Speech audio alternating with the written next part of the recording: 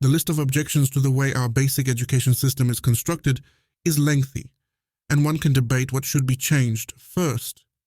Among all things, the school system neglects such crucial and general areas of life as personal finances and psychological knowledge. Why are these two areas essential? You will learn about the necessity of managing your personal finances, either by taking a high-interest loan for a trivial whim, by accidentally losing capital in some savings program or cryptocurrency scam, or, even more starkly, when you try to understand how much you actually pay in taxes from your salary. As for the need for psychological knowledge and understanding how we function in society, you will become acutely aware the moment you have a serious argument with your partner for the first time or fail your third job interview in a row. Generally speaking, we are unprepared, so I have collected 5, in my opinion, very important psychological facts that will assist you in your everyday life. If you like our videos, subscribe and leave a like. Thank you. Of course, these topics are not taught in school unless, and here I am winking at those few educators, a teacher decides to treat the class to one of my animations or knowledge acquired from popularizers of useful knowledge. So let's delve into the knowledge. I try to link to as many of the mentioned studies as possible in the description. 1. Remember someone's name and use it in a sentence. How impressed I was once during a training session when, after a round of introductions, over 20 participants in total managed not only to remember our names and professions, but when he moved us around and mixed us up in groups for a specific exercise, he addressed each person by name without any pins or name tags.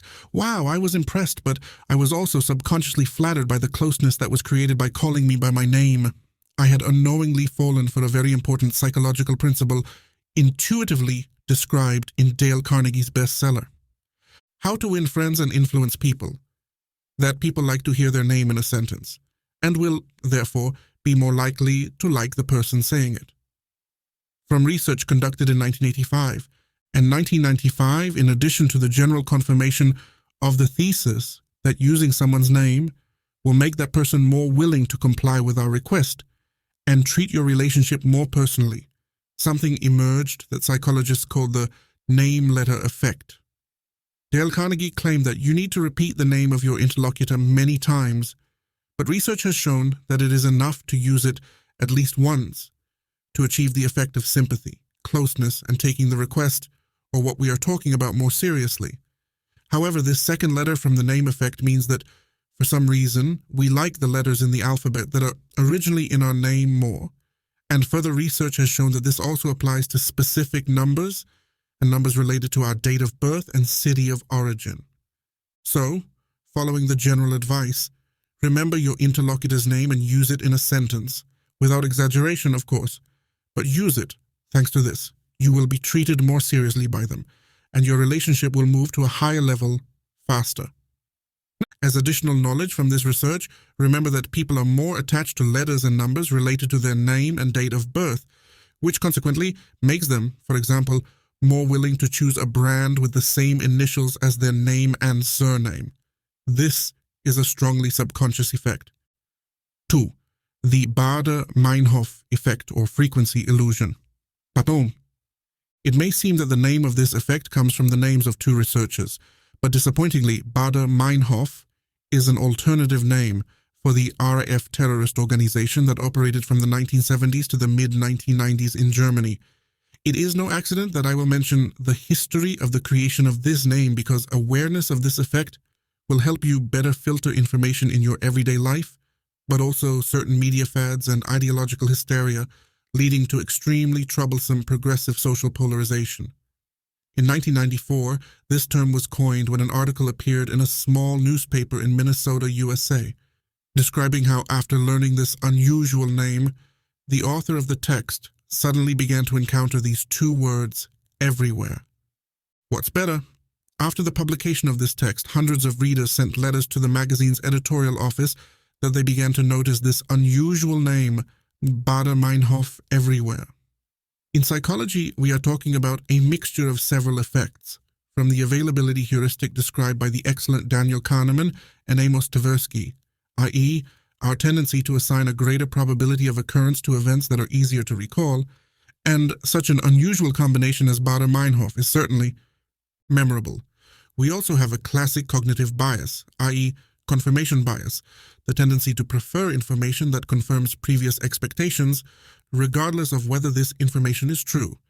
And this frequency illusion also includes the effect of selective attention, which is the way our consciousness sets priorities for certain things while consciously ignoring other messages.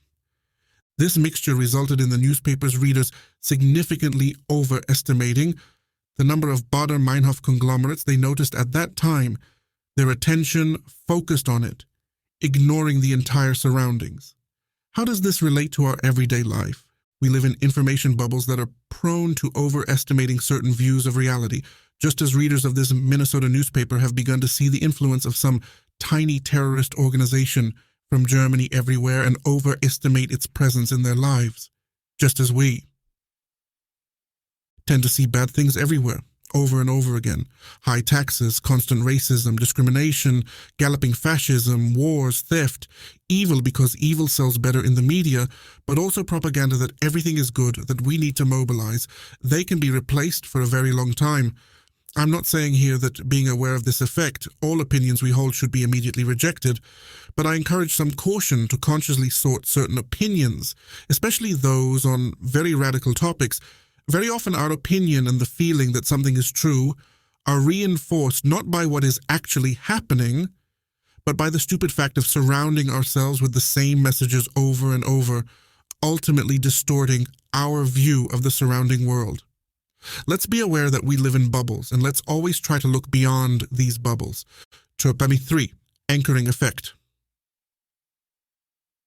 Once again, I will refer to the brilliant Daniel Kahneman and Amos Tversky and the anchoring effect, brilliantly described in the book Thinking Fast and Slow. To put it simply, it is the way in which our judgment of what to do and what is beneficial is modified. In many situations in life, we have to make our own decisions about what will be beneficial for us, using a very limited set of data. The classic situation is shopping. Our point of reference is usually market research, if possible, and possible recommendations from friends.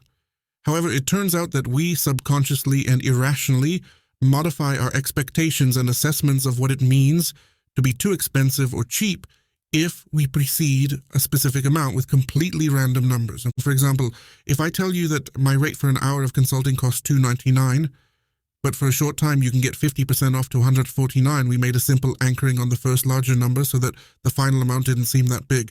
This is a very simple anchor because if I constructed the message like this, the knowledge I've collected and share in my consulting sessions is worth more than $100,000 in training, and the regular price is $299 and now is 50% off to $149. What effect do we get?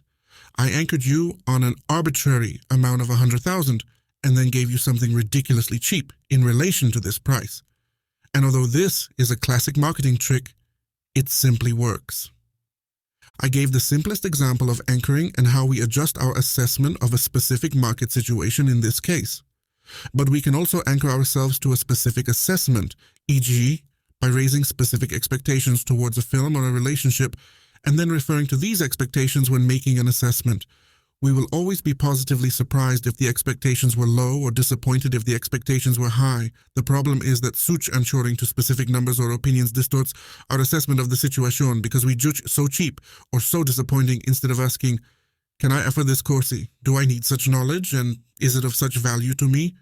Will this investment pay off? Or in the case of a new relationship, do I enjoy being around him? Is this an interesting person? Did I have fun?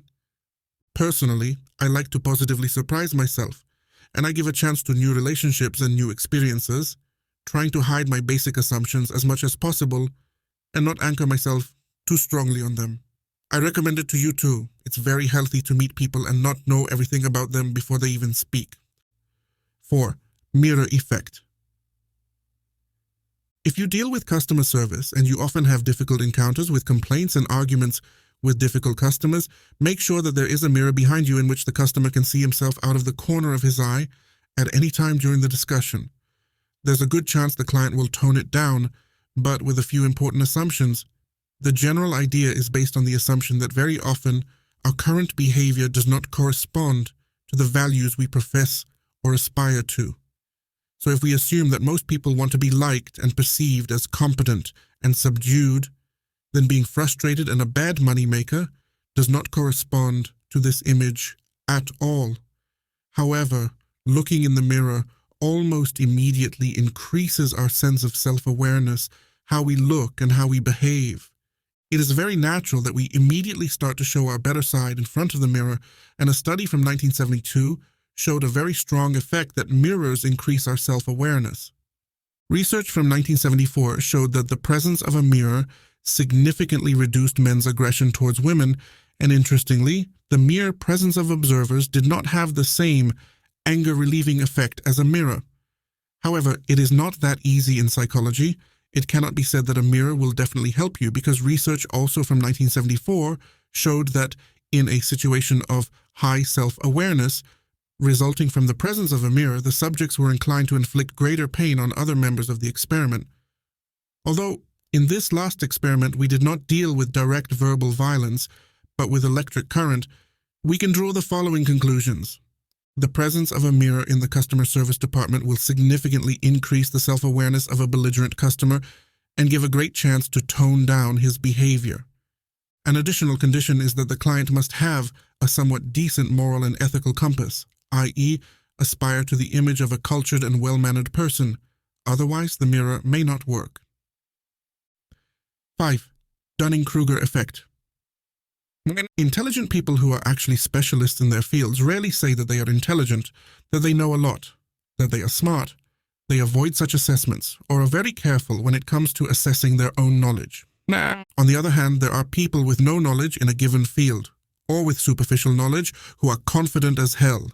Such homegrown specialists who are stupid and firm in their opinions. And it's not even about who is right, it's about having a strong belief in your competences. Less intelligent people tend to significantly overestimate their competences in specific areas. And this is where almost everything comes down to the actual IQ. Because an intelligent person will be aware that they don't know much about a given topic and will simply not blindly wade into a topic they don't know anything about. People with low intelligence and complete amateurs simply do not have this sense. This effect is demonstrated in this chart, where on the horizontal axis we have the level of knowledge. On the vertical axis, self-confidence.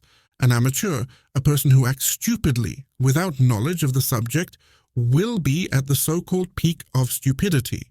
However, over time, as your knowledge grows, you will feel that you still know too little to slowly climb the hill of enlightenment as time progresses. The problem with this effect is that we are often misled by conceited and stupid people. Their self-confidence and the resulting series of cognitive errors can make us take their arguments for granted even if we know little about a specific topic. Guess who will outshout the experts in these discussions? And why experts often do not even want to approach conversations with conceited loudmouths who throw out flawed and stupid arguments in 5 minutes, and dismantling flaws in their logic and showing their stupidity often takes hours of explanations based on their many years of expertise. It is unfortunately an unequal battle between foolish and prudent, and we experience it every day. Unfortunately, the Dunning-Kruger effect is real, and we can be strongly influenced by it ourselves, being at the beginning of the line of knowledge. If you like our videos, subscribe and leave a like. Thank you.